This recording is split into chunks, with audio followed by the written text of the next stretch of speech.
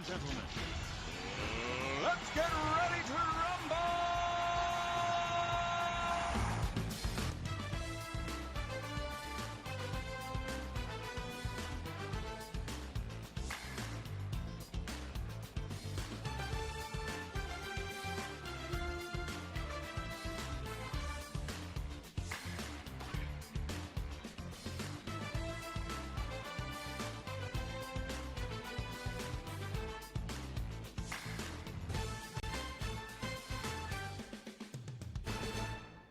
Hello and welcome to this week's edition of Political Smackdown. I'm Andy Devin, I'm your host this week. We've got our usual crew. Well, Roger, you are usual crew now. I'm kind of semi-regular, I guess. Well, Roger Harris is filling in for Betsy Wells, who is in the road one more time. Good gosh, I need to find out where she's got all this vacation time in her contract. I think she's found some cheap gas somewhere. Nothing like being a retired teacher, huh? I guess. More than I can say for a retired legislator, but anyway, that's neither here nor there. All right, let's get started. Kings Mountain has a water problem that's continuing this week. They had a public hearing, Mike, that allowed public comment. What happened? Did the citizens feel they were heard? I watched that. It was online, and it had a little bit of something for everybody. You had people coming talking, then you had some of the council members talking to the mayor, and it really was interesting to say the least. I thought they might have a brawl like they had at what county commissioners meeting was that, where they got into fisticuffs? Oh yeah, up near Greensboro somewhere. Somewhere, I forget where it was. No, that was in Caldwell County. Caldwell County, that's okay. right, it was Caldwell recently. But there were some words exchanged, and it was interesting, I found. Well, you can watch it on the Kings Mountain website, and if you just have to keep clicking till you figure out how to get to it, it's not the most simple thing to get to. No, it was not. But you can get to it. But they had their time for the public to speak. They had 4 people signed up. And then, which I think is not bad, they do, instead at the very end of the meeting, they did council member comments right after that, which does give the council members, if they choose to, a chance to kind of respond to the people who spoke. Because you know how agitated people in the public get when they go speak at a public meeting, and then they get a thank you or not a thank you, and no interaction. So I give them credit for the way they handled that. But the 4 people that spoke were all concerned about the continuing smell and taste of water in Kings Mountain. The manager did say afterwards that they're working on it, but all those 4 people were just clearly citizens that are upset about it. Some of what they said was very logical. Some of what they said, Andy, really didn't have anything to do with the water situation. They went off the reservation. They sort of went off the reservation. But the more interesting thing, as you said, was after the fact when the council members spoke about the water problem. Jimmy West, first council member to speak, thought maybe it was time for Kings Mountain to look into seeing if they could get water and arrange to get it over here from Two Rivers Utilities, which I believe serves the city of Gastonia and others in Gaston County. Don't know anything about that. That seems to be a pretty big thing. I can't imagine having a lake that is a reservoir that has worked for 50 years that for the last several months has got taste problems that you can't get it figured out. And I think they can get and will get it figured out. But you remember, Mike, they've had some issues off and on for a long time. A little bit, but nothing like it has been these last several months. No.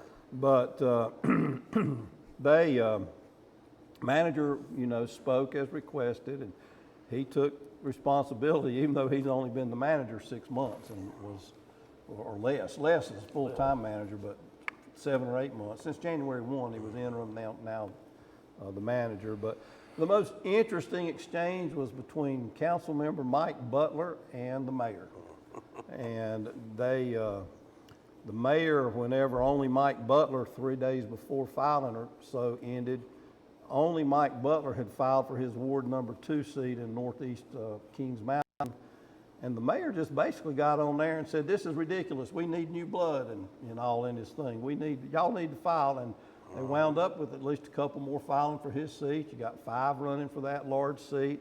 But Mr. Butler was not at all happy with the mayor and did not think what the mayor did was appropriate. And I have questions about that too. As mayor, I would never have done something like that to encourage people to run against an incumbent city council member. If they run, they run, but I'm working with that person. He may well win again. I'm gonna work with him for at least in the mayor's case there, 2 more years. Play the cards you got. I just, you know, you don't discourage anybody that wants to run from running. You just keep your mouth shut. Well, he even went in depth that he had the most complaints. Had 20 complaints in that ward. Well, if you know that part of Kings Mountain, that should not surprise you.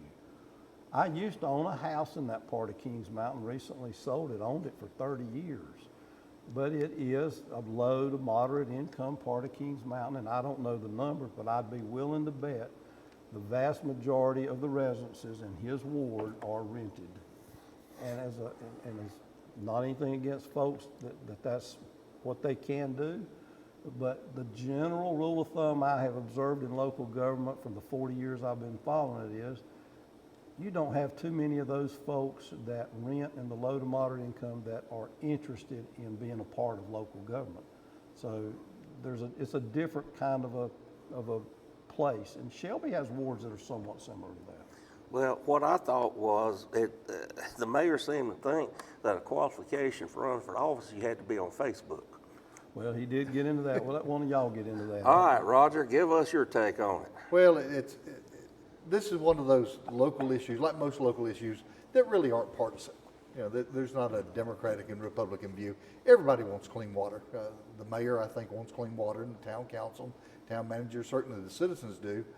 And my daddy's been dead for 20 years, but his professional career was in water management, and he was a water treatment plant. And I know that you can get water from a lake. Most large cities get it from a lake because of the volume of water there, but it requires careful management and treatment. And I don't know what the issue is here. I didn't major in chemistry, and I know they've talked a lot about the chemicals they put in the water, but you can manage the water that comes out of a lake, and you can make sure that it's clean and safe to drink. And that just seems to be a problem in Kings Mountain. It's not just in the last couple of weeks. This has been kind of a recurring problem. There was 2 years ago, there was what they called an algae bloom or something in the lake that they gave me some problems. But the town council and the mayor have a public relations problem right now. It's going to take a while to fix it. You know, one of the councilmen talked about the infrastructure, that they've not taken care of the infrastructure like they should. But you know, it seems to me that they've got to give the citizens something right now other than a promise. I don't know if that's a break on their water bill for a couple of months, or you know, maybe a coupon to get a free case of water every week or something.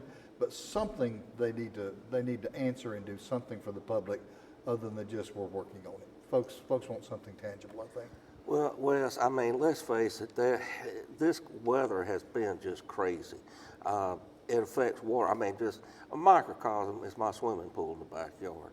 I have had an infinite amount of problems just trying to keep algae out of mine. And I can only imagine when you take something like a lake that has got all the various interactions you've got from, as we were talking about last week, you've got all the organic stuff that's in it, you've got people messing around in it, you've got everything coming in, and on top of that, we've had such basically a near drought. We've not had a lot of fresh water falling in it of late. You've got all this stuff that mixes into it. I mean, it creates some issues, and I'm no claim to have any kind of real knowledge about water management, but I just know that there's some common sense thing. When we've dealt with livestock like you have all your life, there's a lot of things that create problems. There's no question about that. Mike, you mentioned Councilman West. When he was the first to speak on this from the dais and ask about the possibility of tying into the Gastonia system, and noted that there is no backup to Moss Lake. And one thing, you know, Mr. Harris, you can't put lipstick on a pig. That's right. There's a lot of problems with that lake, the lack of maintenance. You've got to go back to, that is a reservoir. And I'm convinced, and we discussed this last week, until maintenance is done on that lake, this is going to continue to be an ongoing problem. Now, credit to the mayor and council for making the changes that they've made, adding the filtration section They're adding baffles. I think he said DEQ was there this week looking at what they were doing, liked what they were doing, but a lot of chemistry in the water trying to make muddy, murky water good. And the one thing about the silt buildup that I don't know that I've not heard anybody talk about, but the lake's filling up from the bottom up. So there's less water in the reservoir today than there's probably ever been. Now, you get back in that drought situation, that becomes a big problem. Right. And at the end of the day, this is about economic development. You can bet the Catawba Indians don't want smelly water. They don't want water that tastes bad. Well, neither does the next industry coming or the current industry that's there.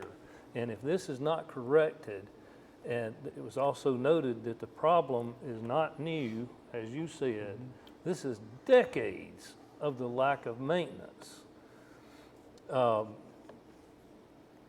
did think the exchange with Mr. Butler and the mayor was most interesting, and Mr. Butler, I think, bit his tongue at the very end and started to say more and didn't. Other takeaway I have from that meeting, during a different portion of the meeting having to do with zoning, there was a question of why this is being zoned now, and did the county ask for it, or who asked for it? It was clarified that the owner had asked for this change in de-annexation. And It was taking it out of the zoning jurisdiction taking it out of the zoning of jurisdiction. Kings Mountain and putting it in the counties. And one of the members leaned over and the mic picked up the comment, well, if it's Cleveland County, I don't trust them. And I think that's a big part of the problem. Buffalo Creek is as wide as the Mississippi River. And if we don't find a good way to bridge that, it's going to hurt everybody, because as goes Kings Mountain, so goes Shelby, Boiling Springs, Lattimore, everywhere else, so goes Cleveland County. We've got to get together on this, but Kings Mountain cannot continue to ignore maintenance. And Mr. D made the comment, Kings Mountain can't even get a bond rating. Yeah. They can't borrow money. Yeah, Councilmember D basically said we're broke. And that might be a part of the problem with the maintenance. And not only have they got the issues with the lake that seem to be continuing, but there's, we're looking at tremendous growth in Kings Mountain because of Albemarle and the casino and the housing that's going up there. If you can't supply water to your current residents, what's the plan for supplying and increasing? That's a good point, Roger, because you can't even begin construction if you can't have the basic infrastructure of water, sewer, and some natural gas. I mean, you can't do anything. Well, if the problem of the water taste has not gotten under control, it could eventually, I don't know when, have an impact on property values and any new development other than what's already started. Sure, look at the property in Flint, Michigan, it's. Well, I mean, that's a prime example of it. Then you have other people that are talking about actually physically getting sick. Now, is this just something that they feel that's actually, or is it from the water, or are they thinking they're getting sick just because of the foul smell and taste of the water? The water's supposed to be safe, but just like your swimming pool, you only have so much control of the water that goes in, but you put in as clean a water as you can. Yeah. Then you treat it. You're not going to change that sunshine in the middle of the summer. No, you're not. And that's what's causing the biggest part of the problem, the heat and the sun. It happens every year. It's going to continue to happen. And when you let silt and dirt and other things into your pool, you're going to have more of those problems. That's true. But Mike, over the years, it seems like that city of Shelby has not had that kind of issue because of the quality of water you're getting out of the Big Broad. Only issue we ever had was we didn't have water in 2002. Well, I remember. I remember you and I taking a trip down there, and I think I made the comment that I think you and I spit in the water and raised water levels. Speaking of what Wes mentioned real quickly about an alternative source, you remember that drought in 2002 caused a 36-inch water line to be built about 7, 8, 9 miles from the Big Broad River as secondary emergency supply. And now, since I left many years ago, the city has gotten that approved. They can use it any time they need to. It doesn't even have to be an emergency. So there is a backup.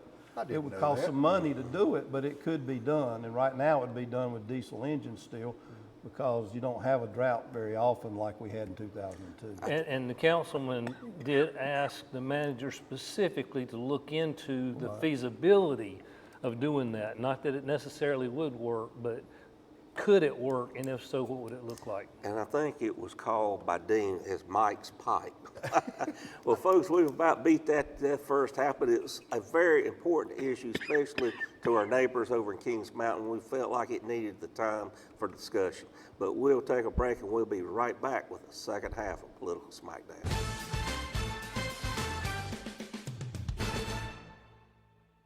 Here in Cleveland County, many children struggle to develop due to the lack of guidance and shortage of positive role models. At the Boys and Girls Club, we make it our team's mission to aid your child in becoming a better student and, more importantly, a better person with a brighter future.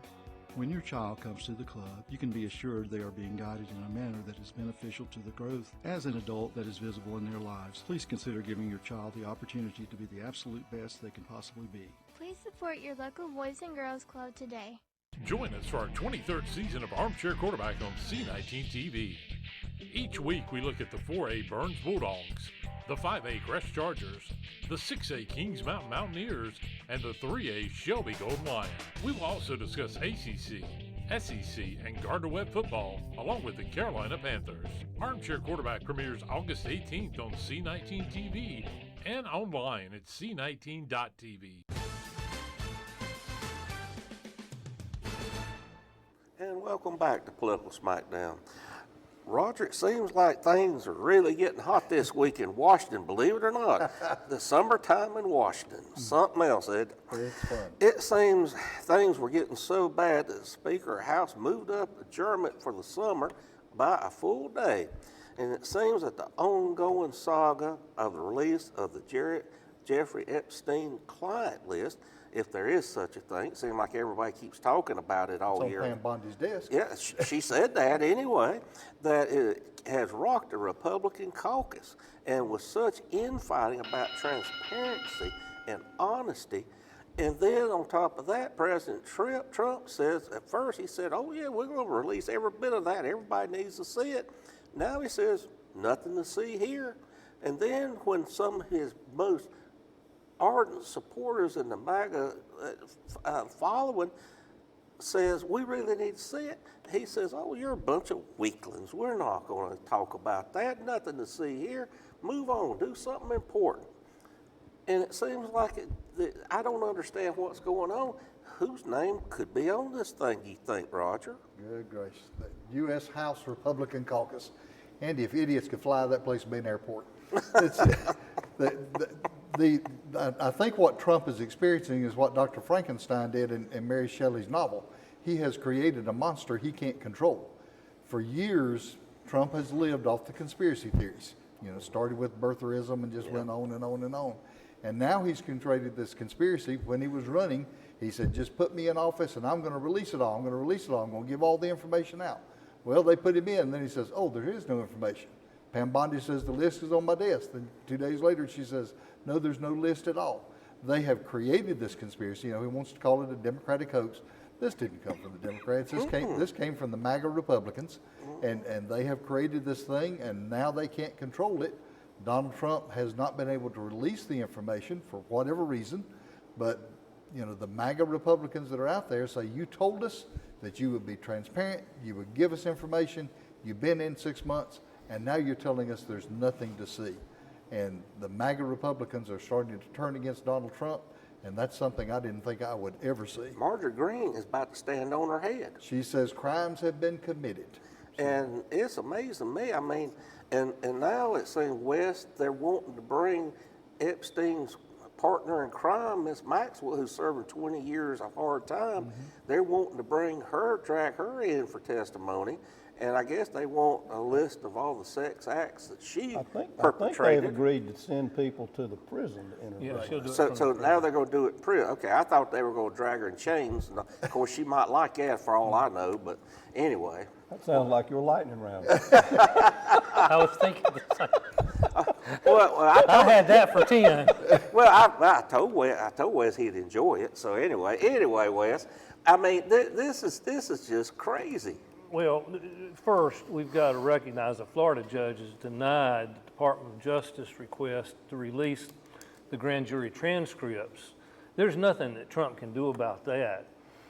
While I agree this is a hole that Trump dug for himself and he's standing at the bottom of it and it's going to cost him, but what about all these screaming Democrats that did nothing, said nothing, when President Biden refused to release the files for 4 years? At some point, you got to recognize that there's a little bit more here than meets the eye. These files will come out eventually. You know, it's taken nearly a decade to get the files on Russian collusion, which was obviously cut and dried. But it's these things that cut the confidence of the American people. The government must be transparent. Right now it appears to be nothing more than a card game using voters as chips and the mass media as wild cards. And just like Kings Mountain and Cleveland County need to get along, we've got to do a better job as a government being transparent. Wes. I had to do that for Betsy ain't here. All right, Mike, what's your thoughts? Well, one, they will get released at some point. The speaker, to his credit, has had a pretty good winning streak with the most narrow majority he's ever had. I can't disagree with absolutely. that. And so one more day of vacation, how could we complain when the Senate and the House are out the whole month of August and don't come back till September 2nd? The taxpayers are safe for 30 days. Well, but the problem is, Exactly. most of the Senate, they're hanging around waiting to see if something's going to happen, that they're going to have some hearings. I think we all know, to cut to the chase, that somehow Donald Trump's name is in some file that will be released. That's what the Justice Department told him in May. Is he just an observer? Is it something that doesn't matter, or is it something that's going to be very embarrassing to him? You'd have to kind of think it might be the latter, or it would have got released. Yeah. But at some point, I don't have much doubt at this point that whatever it is going to come out. And you know, I mean, what difference does it make to Trump at this point if he's embarrassed again? I mean, how many times have the Democrats gone after him? And I mean, if he hadn't been elected president, they'd still be after him. But I don't think MAGA is looking for Trump's name. They're looking for a list with the Democratic pedophiles that their conspiracy says is on there. And until they get that list, which they say doesn't exist, they're not going to be happy. I'm going to make one bet about these files when we find that out. They will be bipartisan guilt. Because hormones are not partisan. It wouldn't surprise me a bit. And there probably never was a list the way people think of a list like a grocery list. I agree with that, but Trump said there was. It's not going to be like a madam in a house of ill repute. I think that's what people are thinking. Yes. But anyway, we'll see. All right, let's move on real quick because we had a late-breaking thing come out. Looks like Roy Cooper is finally going to announce he is running for the U.S. Senate. How does this shake up the race? And, Wes, we had another late-breaking thing come up last night or early this morning. You want to let everybody know? Well, it's not you running. You're right about that. You know, this has been the worst kept secret in North Carolina politics, I think. Cooper earned his left-wing credentials. He's got a great resume as far as positions held, though a very poor record. But he can raise millions from outside North Carolina, and he will be a formidable opponent. Other surprises were that Laura Trump said earlier that she would make an announcement by Thanksgiving, which is way too late to start running.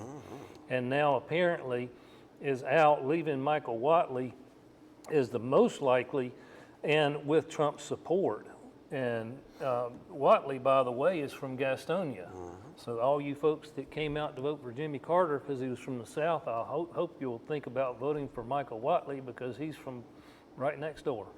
Roger? Well, it's going to be a competitive race, obviously. It is going to be kind of exciting. I know Michael Whiteley is likely to be the Republican nominee. My prayer, please, Republicans, Mark Robinson, please nominate Mark Robinson. I'm just sure just it do is. that one thing for me. But Cooper is a formidable campaigner. He has not lost a race in 30 years. The 2 times he was elected governor were both times that Trump carried North Carolina.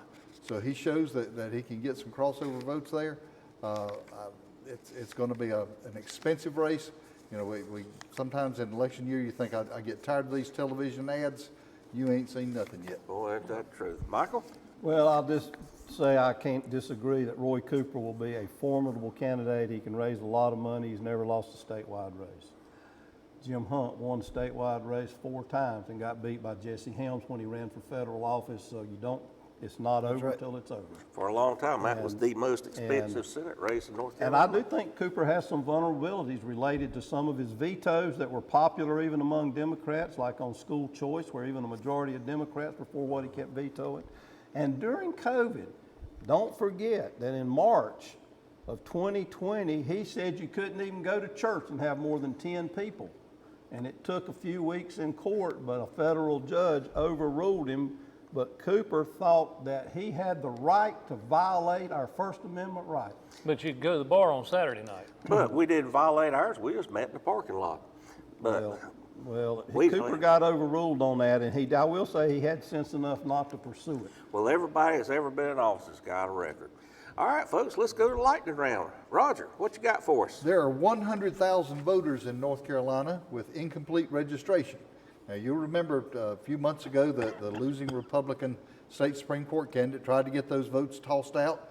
Voters dodged a bullet there, but the weapon has been reloaded.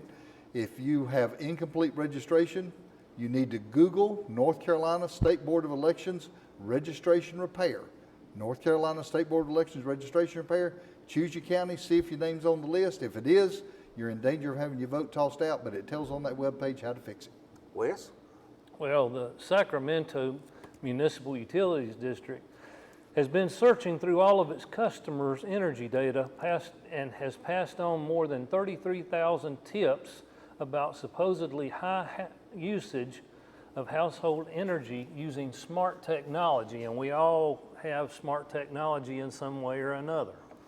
As a result of a tip to the police, sheriff's deputies showed up unannounced, falsely accused a man of growing cannabis, demanded entry for search, and threatened him with arrest when he refused.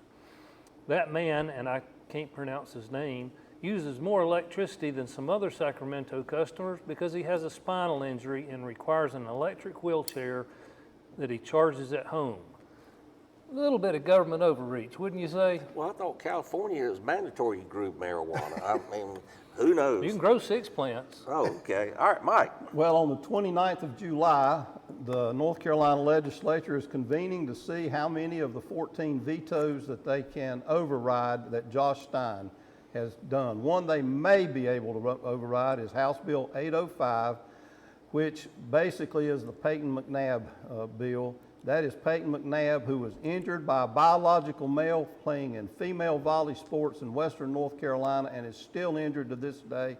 Josh Stein does not know the difference between a man and a woman, and I hope that we can get that one Democrat that voted with the Republicans in June and all the Republicans that didn't vote. If we do, we'll have 72 votes to override that insidious veto of Josh Stein. All right, Wes, you ready for mine? I'm ready. I got my scorecard right here. All right. Go ahead. Anyway, we've just found out just how powerful Donald Trump is in this country of ours. He was able to single-handedly to get Coke to change from corn syrup to sugar cane, just like his friends in Mexico. Who would have thought that Donald Trump would have been like a Mexican? He wanted to have real sugar in his Coke. But in part because of the Brazilian tariffs, it's only going to be a little bit of sugar. The rest of it's still corn syrup. Well, that's not what he wants anyway. We're out of time, folks. Hope you learned something. We'll be back again next week with a new edition of Political Smackdown.